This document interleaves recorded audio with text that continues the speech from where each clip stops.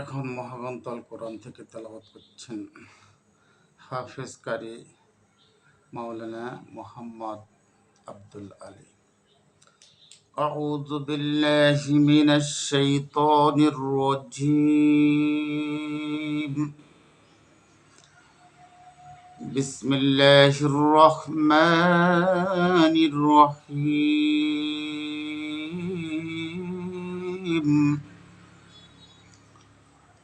وكأي من نبي قاتل معه ربيون كثير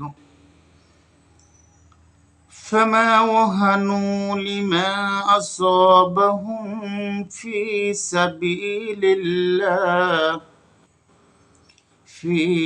سبيل الله وما ضعفوا وما استكانوا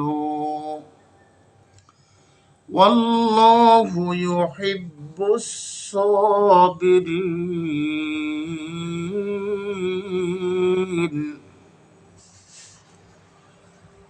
وما كان قولهم إلا أن قالوا ربنا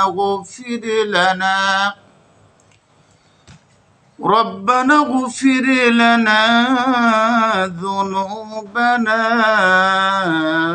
وإسرافنا في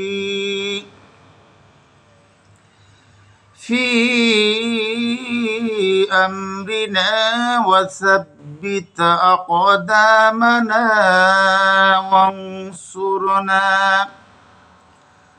وانصرنا على القوم الكافرين.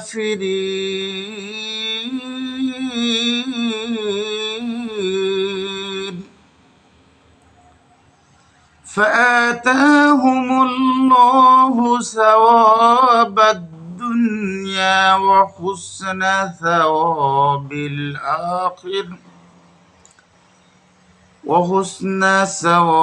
الآخرة والله يحب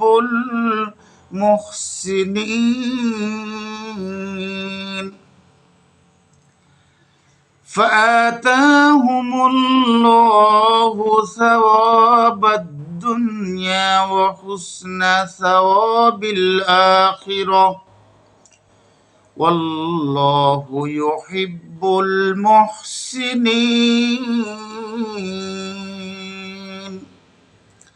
صدق الله العظيم.